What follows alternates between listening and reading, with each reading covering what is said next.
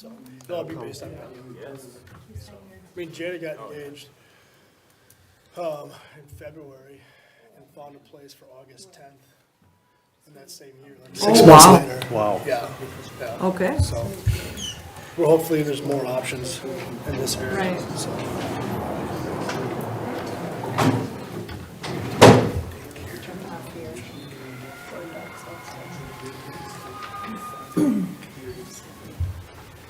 Cheering for you, Bob. Parking. Cheering for my gavel. He's All just, right. he's just glad you're here. It is 5:30. I'd like to call this meeting to order. Could you please join me in the pledge to the flag? I pledge allegiance to the flag of the United States of America and to the republic for which it stands, one nation, under God, indivisible, with liberty and justice for all. Thank you all for coming. At this time, what we need to do is elect a chairperson for our annual meeting. Are there any nominations? I hereby nominate Bob Travis as our chairperson for tonight's annual meeting. I'll second. Are there any other nominations? Any other nominations? Any other nominations? Hearing none, we will vote on the nomination of Bob Travis. All in favor, say yes. Yes. Yes. Opposed? All right, thank you. Now, we need to approve the agenda as the order of business. Can I have a motion to approve? Make a motion to approve the agenda. I'll second. All in favor, say yes. Yes. Yes. Opposed? All right. Approve the annual meeting minutes of the 2024-2025 annual meeting. Make a motion to approve the annual meetings of 24, 25. I'll second that. All in favor, say yes. Yes. And now we'll move on to the superintendent report. All right, good evening, everybody. We will be utilizing some slides, so Mr. Travis, Mr. Steinhardt, I apologize, but yeah. My thanks to everyone in attendance tonight. Appreciate you being here. What we're going to do is just spend a few minutes looking at the 24-25 school year, the year that was. Once again, the Plymouth Joint School District is made up of 5 schools, 3 at the elementary level, Horizon, Fairview, and Parkview. Riverview Middle School is for grades 5 through 8, and Plymouth Comprehensive High School, grades 9 through 12. This is our district scorecard, and last year we spent a great deal of time at the beginning of the year talking, actually reaffirming the values of the district and their alignment to the community. We also reaffirmed our 4 pillars: academic excellence, extracurricular activities, community engagement, and financial responsibility. Once we had done that, and I believe that was mid to late fall when we had solidified those things, then the true work really began in identifying the key performance indicators that we would utilize to measure how we're doing in each of those 4 areas. And our original list probably had 24. We got down to 18 key performance indicators. You can see that there are 4 or 5 of those in each of the 4 quadrants. We've got some baseline data, and what we're doing now is currently action planning for each of those areas at all 5 of our schools, district office, et cetera. The real rewarding work and results we'll be able to see as we see longitudinal data come in year after year, because we're going to be measuring these same things, certainly tweaking them if necessary, but each year the board will be setting goals in each of these areas for us, and it's up to the administrative team to action plan for those goals. So we're very excited about it. It's a tremendous amount of work, but we feel very good about the path that we are on. On the reverse side of our scorecard, just anecdotally, and this can be found on our website as well, there is a description of each of those key performance indicators, and it's really important to check those out. These bring those KPIs to life. Celebrations from this past year, and what we've done is divided them up into each of those 4 areas, each of the 4 pillars, the first being academic excellence. We remain above the state average in ELA and math at all schools, but there is, again, a tremendous amount of work that is being done, headed by Dina Bedrecki, and we'll talk more about that. All schools meet, exceed, or significantly exceed expectations as measured by the state report card. Now, the criteria for the state report card changed from last year to this year, and next board meeting in November, Dina will be talking about our report card for 24-25, and talking a little bit about those changes. 88% of 2025 graduates earned at least a half credit or more of dual credit. This is a significant pride point for us. We want our kids to leave us not only with a plan, but a jump start on that plan. And for many of our kids, whether it's 2-year, 4-year certifications, what have you, earning those credits now is paramount to get them leapfrog to where they want to be. AP pass rates increased by 19.7% when compared to 23-24. So great work by our high schoolers and the staff at the high school. Extracurricular activities, student participation is one of our significant focuses. And 75% of our kids participate in at least one activity. That could be a club, it could be music, it could be athletics, what have you. We just want our kids to be involved because we know that kids that are involved have a greater sense of belonging, their performance in the classroom increases, their overall high school experience is much, much better. So we need to continue to strive to increase upon this 75%. Track and field, wrestling, and we also had a member from our state dive team qualified for state. Congratulations to them and their coaches. And really, you could lump the last two together, community performances, we're talking band, choir, our musical Legally Blonde, cabaret, our fall play. All of those things are significant opportunities for our kids, and frankly, it's also a tie to our community. The attendance at those events is tremendous, and so we've got great support from our community members. Speaking more of community, community ed. Almost 4,000 participants in community ed classes last year. So while we do so much for kids, we do so much for the entire community. And the link between the district and the community is strong, it's critical, and something that we're very proud of. Childcare served 322 children. We had 64 youth apprenticeship students, that's students junior or senior year, who participated in youth apprenticeships. And we put this under community engagement because it takes businesses from throughout the community to host our kids for employment. Without their participation, our kids would not have these experiences. So again, working together, we all benefit. Attendance at student events, I touched on that a little bit, but if you haven't gotten to the homecoming parade, make sure you add it to your list. Performances, musicals, concerts, it's incredible the number of people that turn out to support our students, but they're also there because the talent level and enjoyment they get out of it is very rewarding as well. Financial responsibility is our fourth pillar. We work to attract and retain, excellent people. Last year, our retention rate of teachers was 96.7%. Support staff was at 86%. Again, this is one of our KPIs, so it's something that we are actively planning to increase in those areas. We have a healthy fund balance. We do not have a need to short-term borrow. That has been the result of work that the board has done for many years, and frankly, kudos to the board and the vision and the leadership for getting to that point. Significant maintenance projects were completed. We look at both the HVAC system at the high school. That took place this summer. That was significant. And the final building that we had to address, safe and secure entrances, was at Horizon. And we were able to do that this past summer. We're very pleased and proud that we were able to get that done. So thank you for the support in those areas. Work ahead. all the work really goes back in some way, shape, or form to the scorecard that we led off with. It can all be traced back to that, but let's break that down a little bit further. Action planning for the 18 key performance indicators we talked about, attracting and retaining excellent staff.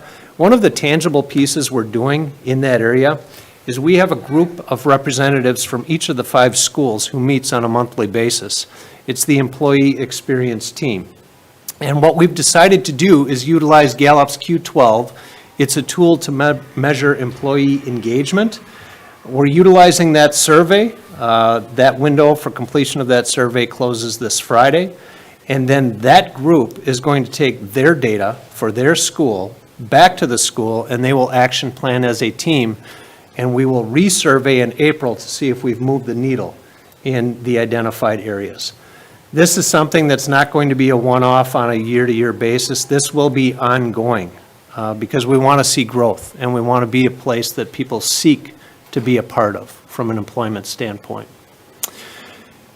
Always seeking to improve student achievement. Again, Dina is spearheading so much work with all of our staff members. Act 20 and our literacy programming, adoption of HMH and what have you, our math curriculum adoption we continue to work through.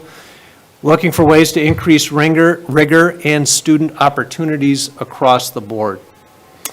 Work-based learning, we talked about youth apprenticeship. We're at 64, as you saw earlier, but we are seeking to increase that to make sure that our kids have those experiences before they leave us. Always looking to increase capacity to provide childcare for those in our community. We have goals around that. Increase student enrollment. For so many reasons, to add to the vibrancy of our district, and we all know that our finances are also tied to attracting families and students into the system. How are we doing that? Many ways, but 3 that we highlighted here: continuous improvement, continue to work on ourselves and our product. Housing developments, the city has been working greatly to increase housing opportunities within the district. That is going to be an extended process, but we're very excited about the different developments that are occurring throughout the community. And video testimonials. Last year, we had a good number of video testimonials from staff, parents, students, what have you, on our website. A lot of work went into that from Jamie Poinkowski and others. Really a great product there as well. And finally, our staffing needs to be a reflection of our enrollment, and we need to be able to respond to decreasing enrollment, which is our current reality, and we believe also increasing enrollment as housing takes hold and we continue to work on ourselves. So we've engaged in conversations at the school level and also community level to talk about potential solutions to be proactive in how we adjust our staffing to smaller classes that are coming in and to graduating classes that are our larger classes. We don't want to be reactive. We want to do this in a predictable fashion, and we think there are potential opportunities that exist within any changes as well. But it takes input from everybody. And the first community meeting was extremely productive. Great thoughts were shared. And next week, we will be beginning our second round of meetings as well at the buildings. And November 5th is our next community night. That will be 5:30 p.m. in the Plymouth cafeteria, again, open to all families and community members. We had 45 individuals show up at the last meeting, and we anticipate more the second round as well. So, certainly not resting on our laurels, looking ahead, excited about what lies ahead. Thanks again to everybody in the community for their support of our kids. Thanks, Scott. Yep.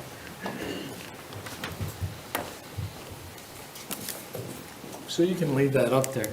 I don't have slides. But as the president's report, what I did want to talk about is lunch today. I had lunch with some people from the other side of the state, La Crosse area, and mentioned that I had a school board meeting tonight and actually went over some of the things we do in our district. And they continued to say, wait, you guys have KPIs? you have these pillars that guide you. And the stories that they gave me is their small community fell apart, the school fell apart during COVID. And it became very, very contentious during that period of time. The community tore itself apart. And the people that I was having lunch with told me they pulled their kids out of the school and they never went back. It's a sad story, but it's also a testament to why our school is so important and why this community is so important to this school, because of the support that you have given us.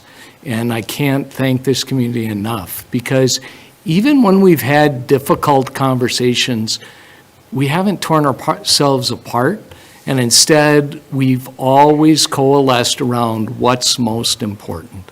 And what's most important are our students. We have to prepare our students to the future, and we have to demonstrate for them that we can disagree and we can still get along and we can still achieve these KPIs that we've set out before us. So it's a big task, and going forward this year, it will be difficult in the next few years with declining enrollments. It's a reality across the state. All schools are dealing with it, and we have to be creative with how we deal with it. And that's why we're inviting the community in to have discussions. And please, please participate in those discussions, because it will only make all of us better, and it will only make the school district better. So we have work to do, and we need the community to do it. And I just want to thank the community for their support, because we've got a great thing here in Plymouth, and it will only get better if we're all working together. And that's my report. So we'll move on now to the budget hearing and summary. And Amy, that's yours.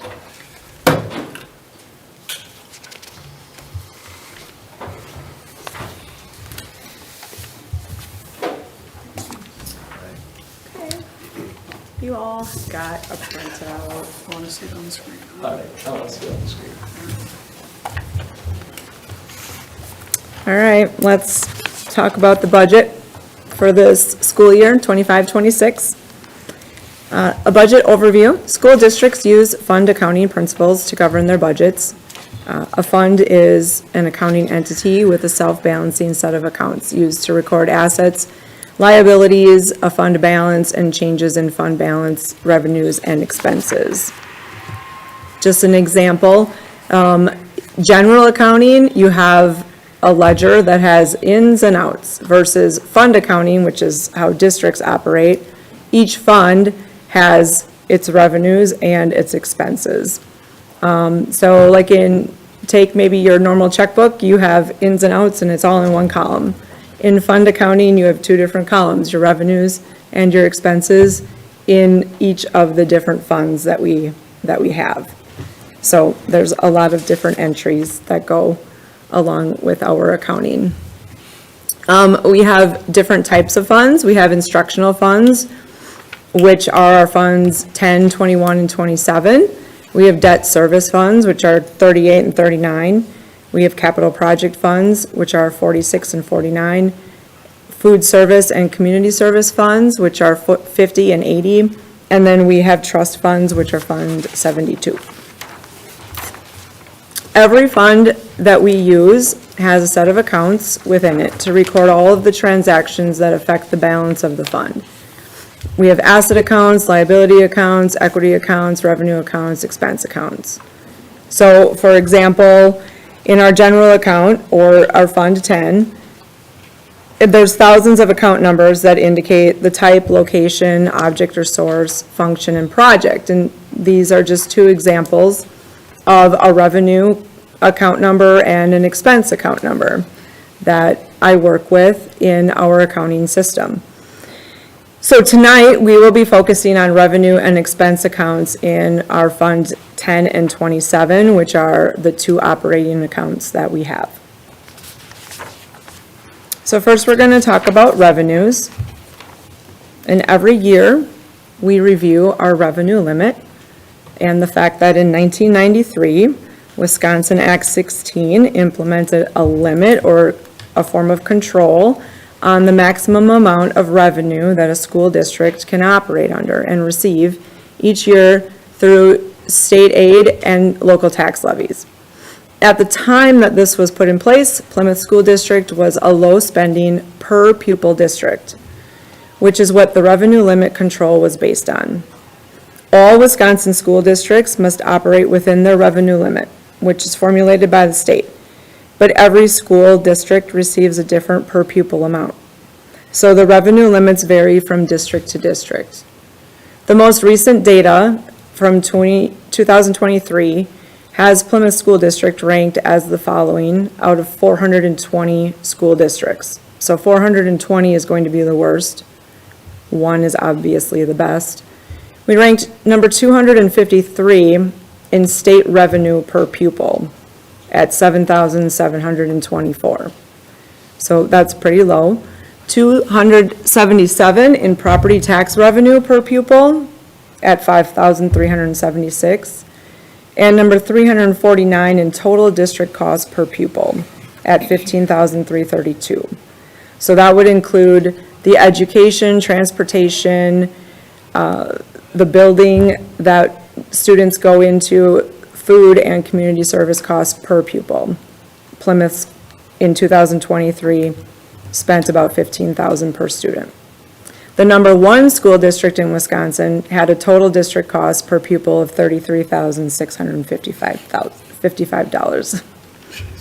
So double what we spend.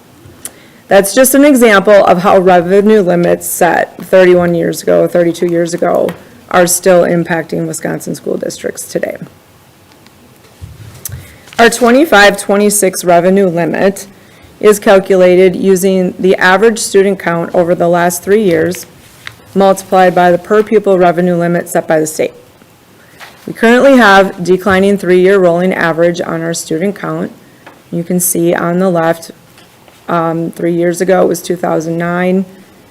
Last year, or 2 years ago, 2009, then it was 1994, and this year our student count is 1946. The average over on the right, you can see, is declining also. So the revenue limit this year is based on $11,650 per student. Per member-based revenue, it went from $11,325 to $11,650 for this school year. The state budget that was approved for 25-27 added $0 to the general aid, which means any increase in revenue limit must be achieved through the tax levy. So the state offered no additional funds through general aid for public education. The low revenue ceiling increase is $0 for all districts that are at the very minimum per pupil base revenue, which is us. So our revenue limit is calculated as we take our 3-year rolling average of students, which is 1,982, times 11,650 per student. We do receive a declining enrollment exemption through the state. Then we get to add back any refunded or rescinded taxes and any prior year open enrollment adjustments that we made on our student count. And then we add in our private school vouchers, which this year are $1.1 million. And that gives us our revenue limit of $24,816,257, which is a 1.53% increase from last year. So the revenue limit, which is funded by general state aid and local tax levies, makes up about 76% of our annual budget. Other sources of revenue above that revenue limit include state and federal grants, categorical aid, which is special education aid, library aid, computer aid, and then other revenue sources like fees, admissions to events, facility rentals, E-rate programs, which are reimbursements and grant programs, focus on energy, and interest revenue. Our general equalized aid for this school year is reduced, partly because of our property value increase, but last year, we received $13.9 million in aid, and this year, we're going to receive $13.478, which is a decrease of a little less than $500,000. So it's a decrease of 3.5%. Less aid received than our revenue limit increase is going to result in a tax levy increase for operations, which you're going to see in a little while. Let's talk about our tax levy. To get your tax levy, you take your revenue limit, which ours is $24,816,257. You subtract out your general equalized aid. And then you take out your computer and exempt property aids, and that's going to give you your allowable revenue, which is how much you can levy for in your taxes. So our Fund 10 tax levy for 25-26 is $10,870,544. The total suggested tax levy that we are looking to have approved is going to be the general fund of the $10.8 million. We have debt service fund, which is our referendum, of $2,767,075. And then we have another additional amount for our debt service fund, which is the referendum debt management that we just talked about with Baird at the committee of the whole. And it was voted to add $775,000 to the tax levy for the referendum debt management. So that is included in here. And then community ed, the tax levy proposed is increasing from $185,000 to $245,000. The tax levy for community ed has been $185,000 as long as I can remember. But community ed has taken on more programs, more staffing, and has incurred a lot of increased cost.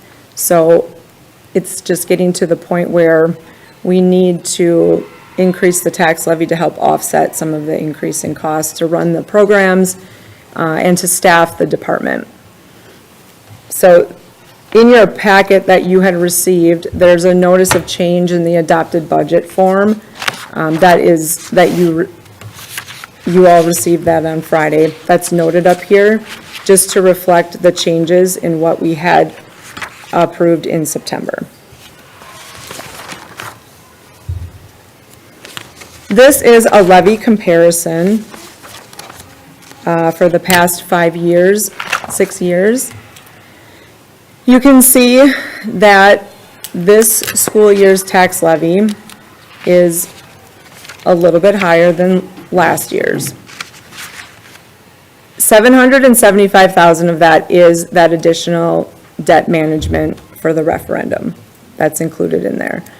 But the remainder of it is going to be, our normal tax levy, just as we discussed at our last meeting with Baird.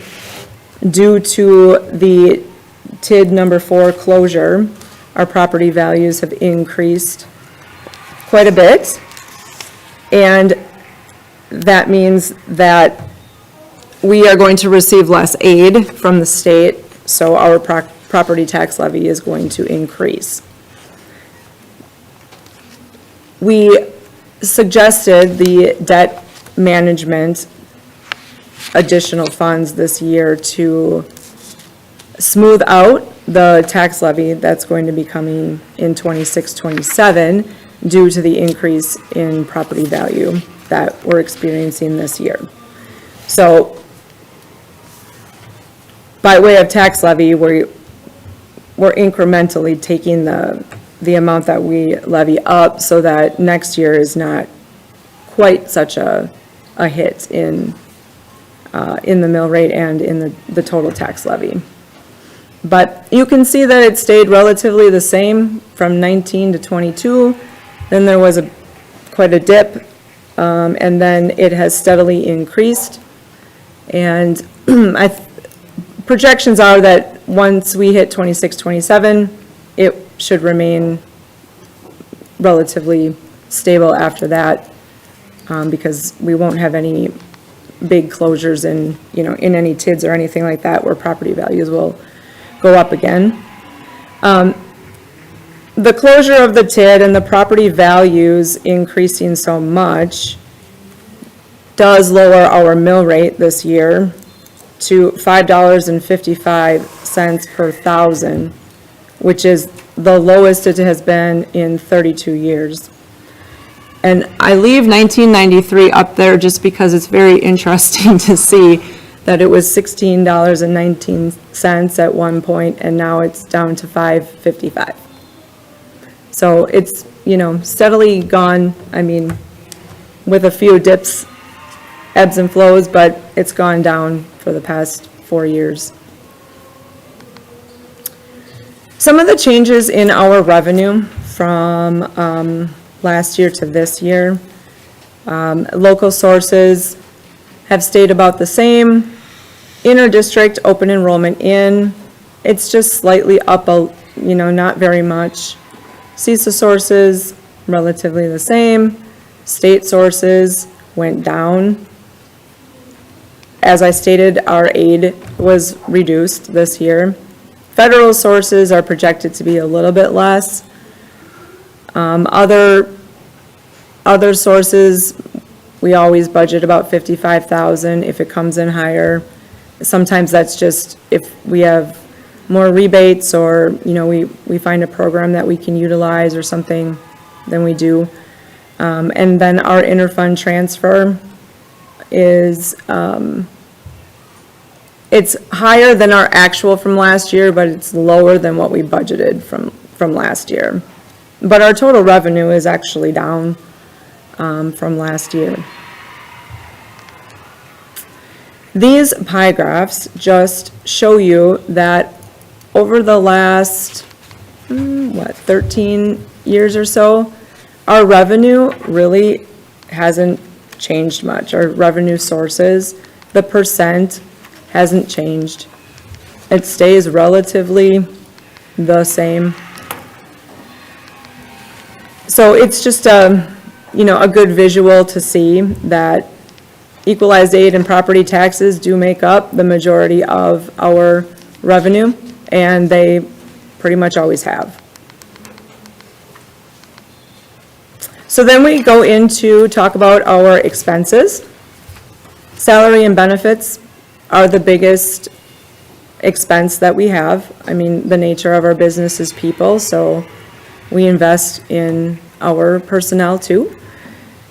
And our budgeted salaries and wages are increasing a little bit, maybe by $400,000. Our benefits, however, are increasing roughly $300,000. The salaries, that's a normal increase. The benefits, not quite so much. The benefits went up because we incurred a 26% increase in our health insurance renewal. So our total expenses in salary and benefits went up about 3% from last year. Some of the personnel and benefit changes. District-wide, we averaged a 3% salary increase.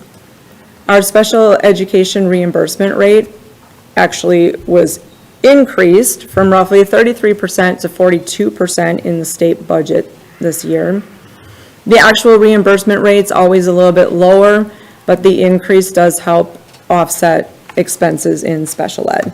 And it helps offset the transfer that we make from general ed to special ed.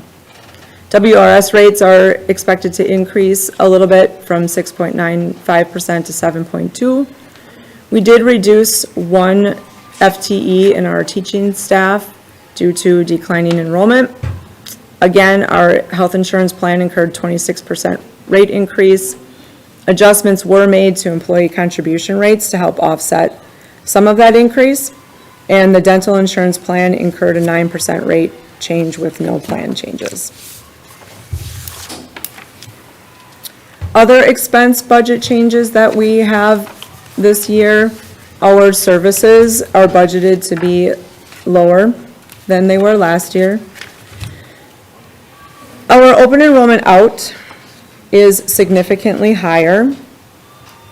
We will be talking about that in a few slides because it's almost $400,000 more. Supply budget's roughly the same. Capital equipment is a little bit more. We have some equipment needs that we budgeted for. Insurance, kind of relatively the same.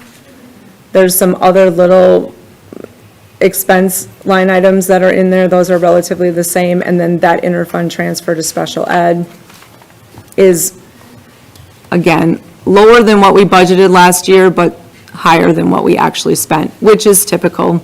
At the end of this school year, we probably will find that the interfund transfer is less than what we budget.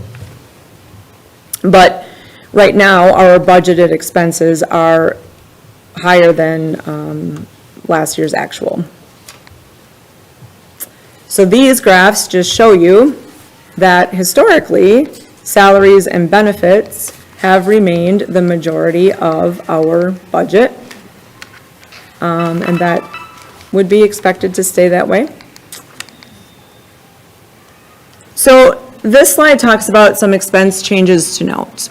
The Horizon Entrance Project, which we've been talking about for the past year or two, is now complete, but approximately 90% of the cost is included in this budget because most of the project was completed after July 1.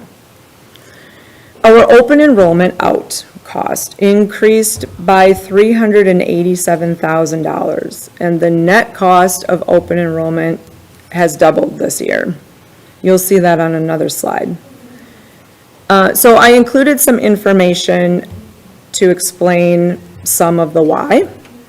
The state budget that was approved for the biennial year of 25-27 increased the transfer amount for open enrollment by the per pupil adjustment amount, which is the $325 that public education received, plus an additional $500 in the fiscal year 25-26 and 26-27.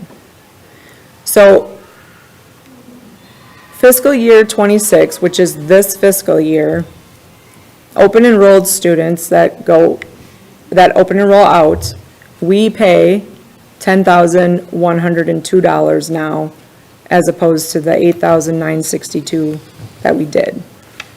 Open enrolled students in, we receive $10,102 as opposed to $8,962. But keep in mind that districts only received an additional $325 per pupil in their revenue limit.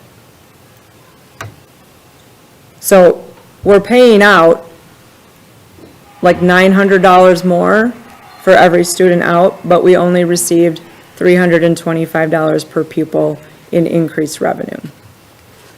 This year in 25-26, we have 13 fewer students open enrolled in and 16 additional students open enrolled out compared to last year. That doesn't mean that we have just more students that decided to open enroll out. It means we had a graduating class that, and the numbers from the graduating class compared to the students that we have now resulted in these numbers. So when you have this and you have the increase in the transfer amount, it results in a net expense for us for 25-26 of $600,000, which is double what we had the last 2 years and a little more than double what we had 3 years ago. And then I listed our open enrollment numbers for the last 4 years. And you can see, I mean, they're not, horribly off kilter. Again, this just has to do with when we have larger classes graduating, smaller classes coming in. We might have more kids that are open enrolled out in one of the classes or open enrolled in that graduate, and more that are open enrolled out in another. So it just depends on how it balances out. But the two things that happened in the 25-26 school year with our numbers and then the increase in the transfer cost resulted in that net cost. Another item that affects our budget is private school vouchers. We talked extensively about this in 23-24, when there was a very, very, very large increase in the amount that for vouchers. And we noticed a 48% increase that year. It has gone up since then, and now we're over $1 million in private school vouchers that our taxpayers pay. So our actual private school vouchers for 25-26 are $1.122371 million. The budget at the state level that was approved for the biennial years 25-27 increased the per pupil payments for these programs by this chart. So you can see that in the fiscal year 26, which is the school year 25-26, the payments for these programs increased by $640. So a choice K through 8 student, every voucher, our taxpayers are paying an additional $640. Again, keep in mind that districts only received an increase of $325 per pupil in our revenue limit.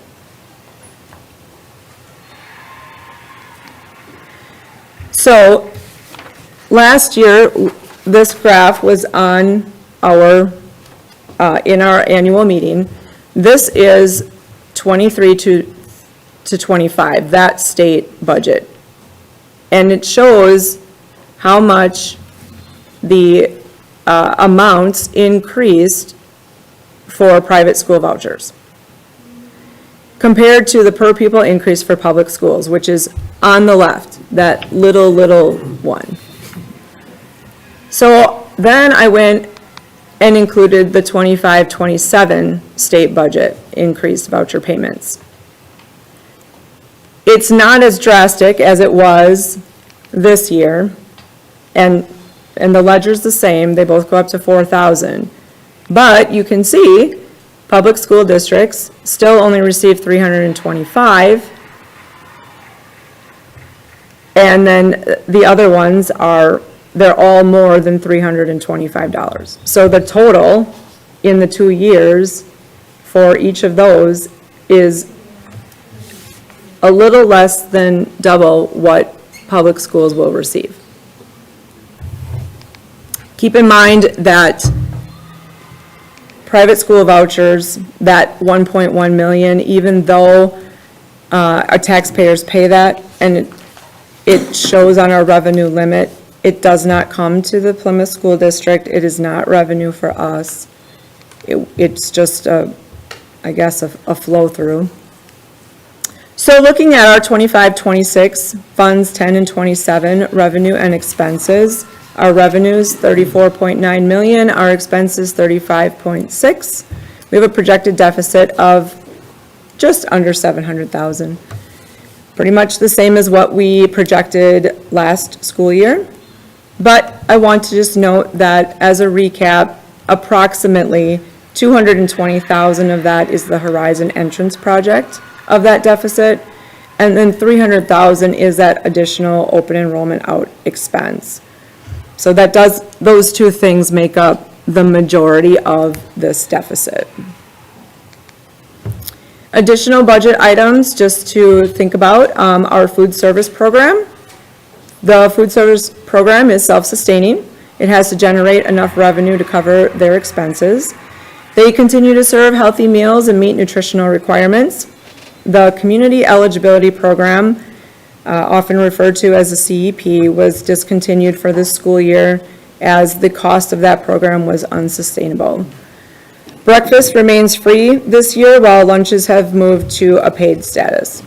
Food service ended the 24-25 school year with a loss of $200,000 due to the CEP program. They currently have a fund balance of $275,000. We are budgeting a deficit of $242,000 for them due to higher food costs and reinstating paid lunches. It's very unlikely that they're going to end the year like that, but I budgeted their revenues fairly low and their expenses fairly high because we just don't know how the year is going to go. Once you reinstate paid lunches, what is participation going to be? How are the costs going to offset all of that? So I wanted to be prepared as best I could. And I mean, our food service program is still in a healthy and stable state. We're just going to continue to monitor the program throughout the year.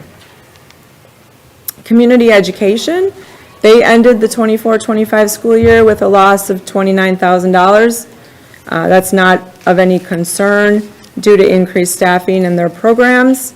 We're projecting a deficit of about $31,000 for this school year.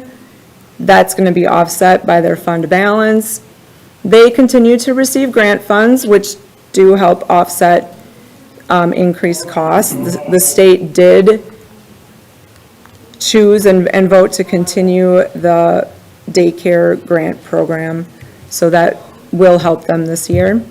The levy is suggested to be at $245,000 for this school year. That's an increase from the longstanding levy of $185,000.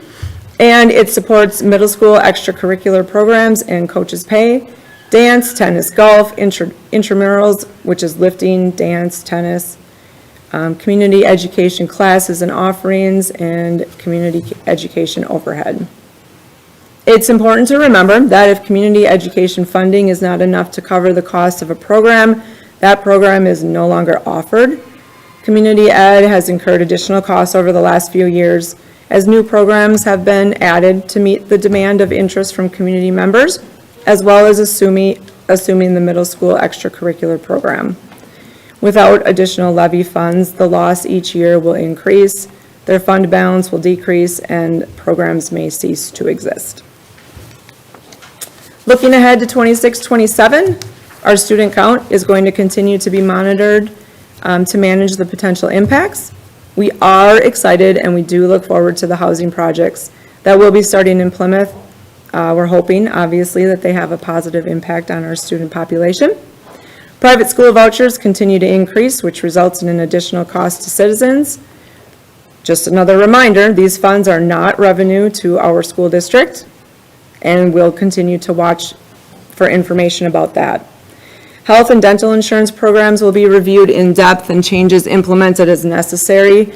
We've already begun discussions about our renewal for health insurance because we know the importance of offering attractive benefit packages to our employees, and a 26% renewal is not going to be sustainable. So we've already started the conversations and have them looking at what options are available.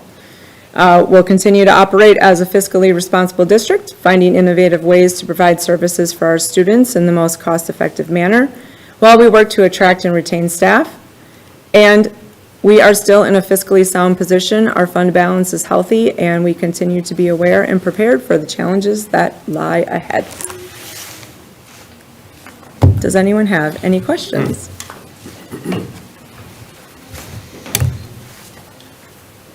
Go ahead. I want to talk about the vouchers. One thing I'm totally opposed to those because of the impact it's having on public education. And I tell my representatives, and I've told them for many years, I said, you guys or gals are going to back the state into the corner where you're going to have to support two separate school systems. Now we've got different kinds of limitations, but those are all disappearing as far as, home income and that kind of stuff that qualifies you for a voucher. That's all going to go away. We're going to have two separate school systems, public and private. We're not going to be able to afford it. It's unaffordable. And the only thing that can happen when it becomes unaffordable, the state doesn't fund as they should, or taxpayers are going to have to pay, local taxpayers are going to have to pay more to have a system that's going to give our kids a good comprehensive education. Or the third thing is, you reduce programs for kids. And, we don't want to see that kind of thing happening. So I'm looking forward to, whenever the bandwagon goes out as far as getting rid of the voucher program in Wisconsin, I'm going to jump on that one and work my hind end off to hopefully have that end. There are some states in our country now that have had the kind of voucher program that we have. They, in the last election, passed referendums to start withdrawing from the voucher system. They found out it was unaffordable. And the same thing is going to happen in Wisconsin. And finally, I think we need to make this transparent for the public. The public has to be reminded often about the kind of money that we're paying on our property taxes to support private schools and religious schools. And when I look at all these papers, is there anywhere in there where I can find that information? Or do I have to contact the district office to find out how much it is? I know you had information up here, but in documents like this, I can't find it. No, it's not listed separately in there. It's not listed separately. No, but you can call me. I've been told that. We can always call the district office. But I like to see a lot of people calling the district office and finding out about that. And I know legislation has been proposed. It's not going to go anywhere because of the majority party that you have in our Assembly and Senate. There has been legislation proposed that all of us will see that on our tax bill. So in December, when we get our tax bill, we will see what Plymouth pays out for vouchers. And I think that's important to have. We have to have that kind of transparency. And I like your looking ahead kind of thing. And mentioning the voucher thing is one of the challenges we have to deal with. I hope it goes in the newspaper with the amount of money that is happening this year. So again, I think we're going to have some changes that are going to have to happen pretty soon because it's going to be more of a challenge. And all of you are to be congratulated in trying to keep the school system, a wonderful school system here in Plymouth with what you do. So keep it up. And like I said, I'm going to jump on that bandwagon when it comes to the phasing out the voucher. And I say phasing it out. I think the kids that are in the program already, the state should continue to support that until they graduate out of the system. But we shouldn't do anything new anymore. And I lobby my legislators all the time for that. Whenever the 2-year budget is before the public, I testify either in writing or whatever, and I talk about this idea that you are backing us into a corner of an unaffordable system. So we need to deal with the voucher system. Thank you. Thank you. Thank you. Go ahead, Mike. Will the $775 for the referendum approval, will that be reviewed yearly, or is that going to be something that will just continue to be in year after year? That's just it's just going to be this year. Okay. Yeah, it's just a one-time, because of what's going to happen next year as well, this kind of levels the playing Just field. to like Right. so it And- doesn't go like a- Right, Okay. and it can only be used then for the reduction of debt. That's the only thing those funds can be used for. So, long-term, it does benefit the district because we're reducing our debt now, so less interest in the So future. if it's advantageous, it could be used again next year. It could, but the Could, tax but levy is going to go up. Given what we're facing, we probably won't do it. Any other questions?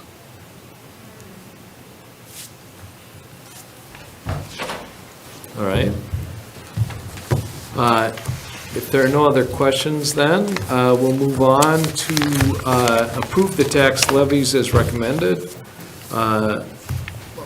levy of Fund 10 of $10,870,544.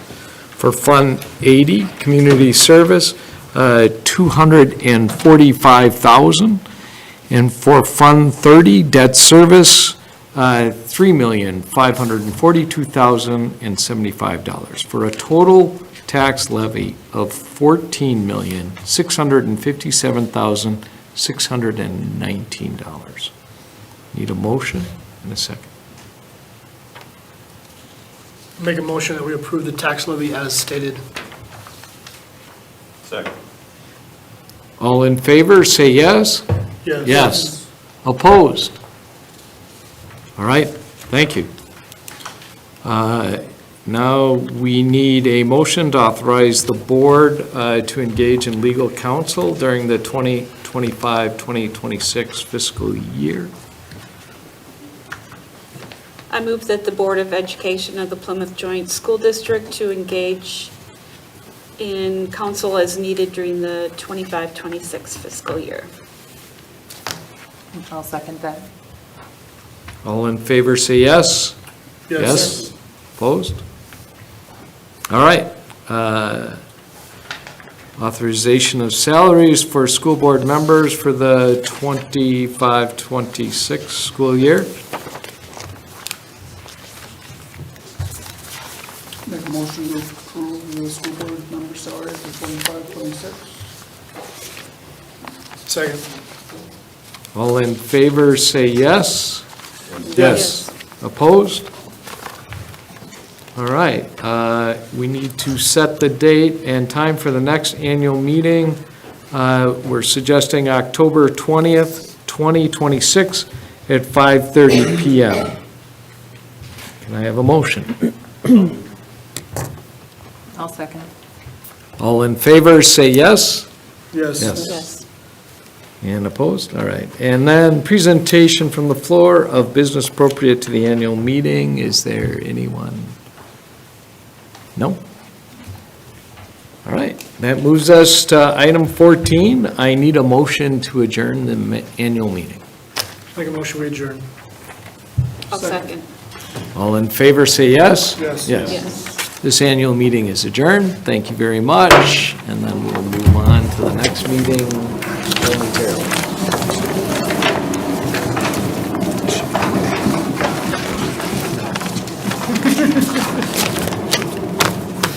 Yeah.